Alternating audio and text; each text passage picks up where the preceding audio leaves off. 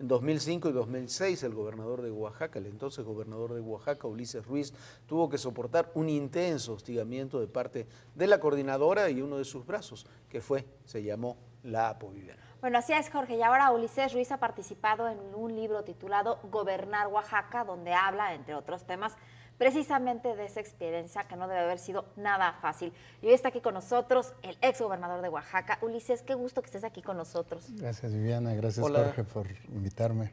Oye, a ver, este libro, amables. Gobernar Oaxaca, hay muchos temas, participan también varias personas.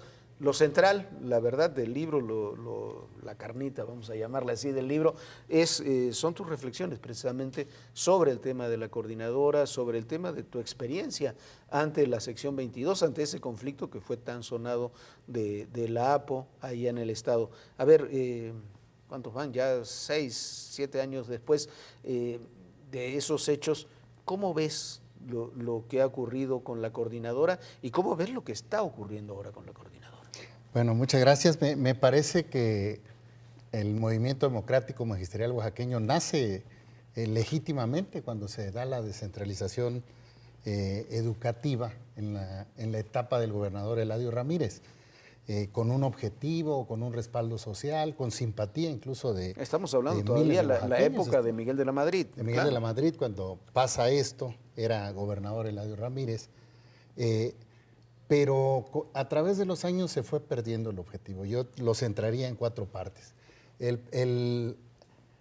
La parte fundamental del magisterio oaxaqueño, de los dirigentes de la sección 22, es la educación de los niños oaxaqueños. Sí es cierto, el Estado tiene su responsabilidad, tiene su parte, pero la esencia de los dirigentes de la sección 22 y del magisterio oaxaqueño es lograr una educación de calidad en la niñez oaxaqueña. Me parece que ese objetivo está totalmente desvirtuado. Eso se perdió completamente. De los últimos lugares claro. en educación, si no el último lugar. La forma de lucha es una forma que daña a los oaxaqueños año con año, es una forma de movilización, presión, bloqueos, asaltos, saqueos de gasolineras, de comercios, de centros comerciales, cierre de carreteras, asalto a las casetas de cobro. Esto es la forma de lucha de la sección 22 y sus dirigentes, perdió el objetivo y daña terriblemente a la sociedad oaxaqueña. Y hoy daña ya, aparte de la sociedad mexicana, ustedes mismos han vivido los problemas aquí en el Distrito Federal de bloqueos, de ataque a los comercios, de bloqueo a comercios donde ellos están funcionando y haciendo sus eventos de presión. Bueno, ¿cómo olvidar este 2006 donde la APO incendió, mató? Eran las imágenes sorprendentes donde se empezó a venir abajo el centro de Oaxaca, donde empezó a bajar el turismo, donde sí afectó realmente al Estado y sigue afectando hasta ahora. Sigue afectándolo y año con año se sigue afectando porque la negociación va año con año, cada vez se incrementa más, cada vez es más fuerte la presión, cada vez negocian cosas que no tienen que ver con la educación y me parece que ese es otro de los temas, la enorme corrupción de los dirigentes magisteriales. Ver, no hablo del magisterio por ejemplo, oaxaqueño. Tú fuiste gobernador, ¿cómo le hacías para controlar si tienes más miembros de la CENTE que policías estatales? Bueno, sin duda, nosotros entramos en las etapas de negociación.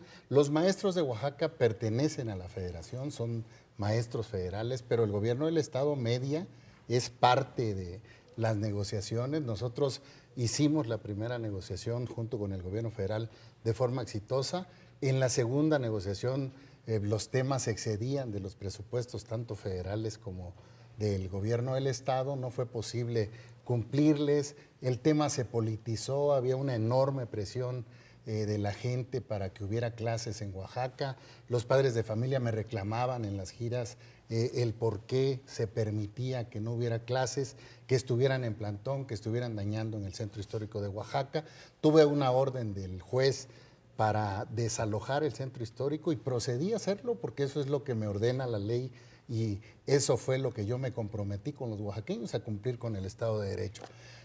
Se politizó, se degeneró el conflicto. Después de ese desalojo es un poco la piedra de toque para que inicie el otro conflicto o Así ese es. mismo conflicto pero llevado a un punto más alto, ¿no? Me parece Claro. que se politizó, Claro. entraron otros actores, entraron actores políticos del Estado, que querían derribar al gobierno. La en campaña ese electoral entonces. presidencial. La campaña presidencial, me ligaban mucho con el candidato presidencial del PRI, Roberto Madrazo. Se mezclaron los ingredientes, se degenera el conflicto, no hubo un conocimiento real de la situación por parte de la Secretaría de Gobernación en ese entonces.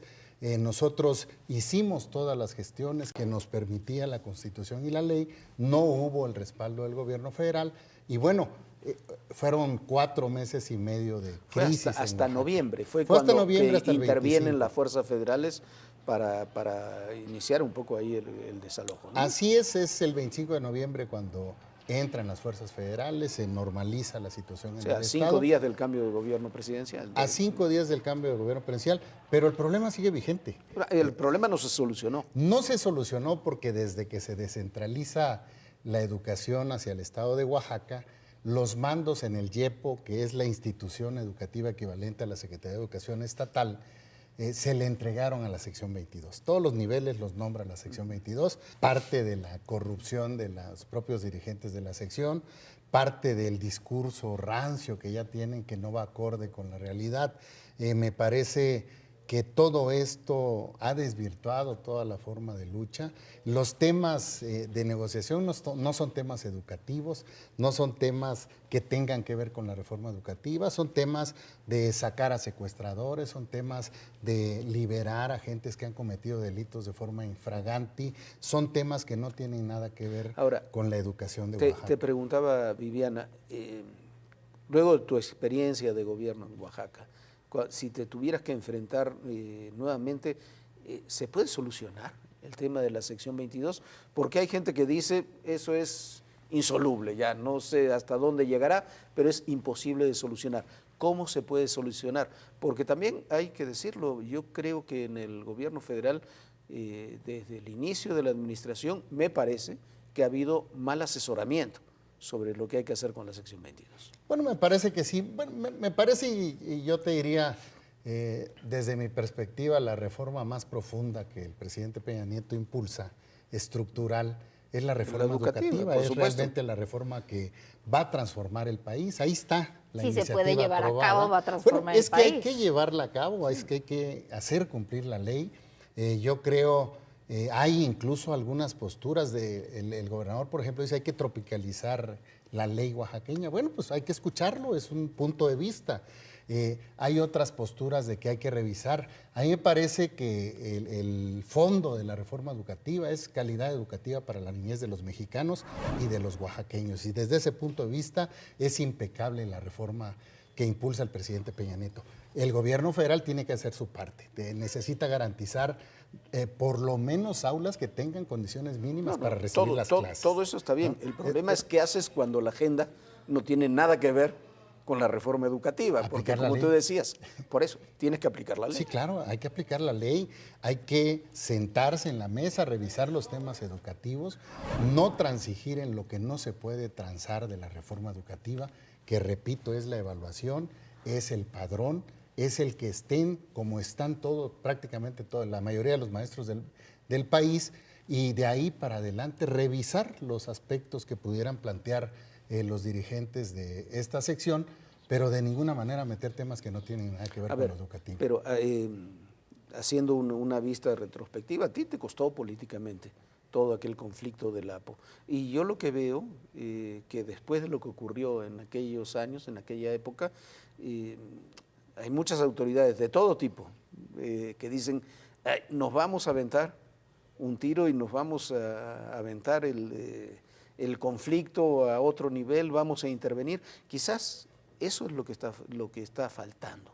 Bueno, no sé si sea temor a cumplir con lo que manda la Constitución. Yo lo que hice fue cumplir con la ley. Yo le quité los mandos que tenían dentro del YEPO a la sección 22. Lo negociaron en la Secretaría de Gobernación y se los devolvieron. Yo cumplí con lo que me decía la ley, con el compromiso que hicimos con los oaxaqueños. Porque aquel acuerdo de Ladio es un acuerdo, está muy bien, pero no es ley. No es ley, y la propia reforma educativa lo derriba. Y lo derriba. Si no me equivoco, es una minuta que se firma y bueno, y la minuta se fue haciendo costumbre, pero no es una ley.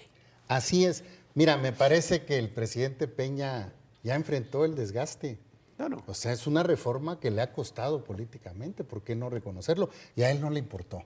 Él tiene un compromiso con los mexicanos que es darle calidad educativa y me parece que los gobiernos estatales, los gobiernos municipales, los padres de familia, la sociedad en general tienen que participar y obviamente los maestros, que son los principales rehenes de los propios dirigentes de la 22. Pero ¿qué podríamos hacer? Pero que estás hablando ya, tener una manera radical con los dirigentes, detienes a los dirigentes y entonces se te incendia el Estado. Bueno, me parece que quien viole la ley tiene que pagarla. Si están violando, si están cometiendo delitos, si están cometiendo actos delictivos, pues tienen que irse a la cárcel como cualquier ciudadano mexicano.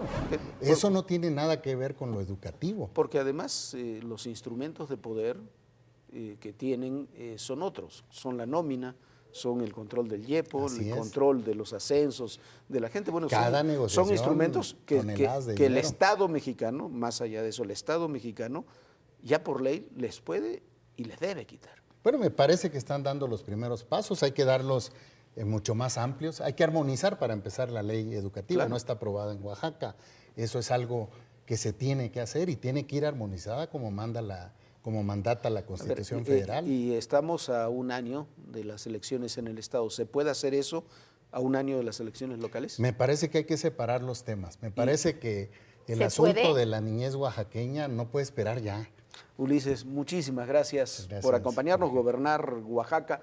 Este libro, hay muchas cosas, hay una presentación muy interesante de Carlos Ramírez, estos textos de Cipriano Flores Cruz, pero me parece, sinceramente, Raúl Ávila. es muy interesante la parte de las pláticas que sostienen contigo y sobre todo el ¿Dónde último es? capítulo de donde haces una reflexión precisamente sobre estos temas. ¿Dónde se puede conseguir el libro? Plaza y Valdés Editores va a salir en 15 días, nos van a dar el número de librerías, yo les voy a informar y lo vamos a estar informando donde lo pueden conseguir. Muchísimas gracias por haber Muchísimas estado Al aquí. contrario, Muchísimas gracias. Gracias, Ulises, Gracias, por Jorge, acompañarnos. gracias.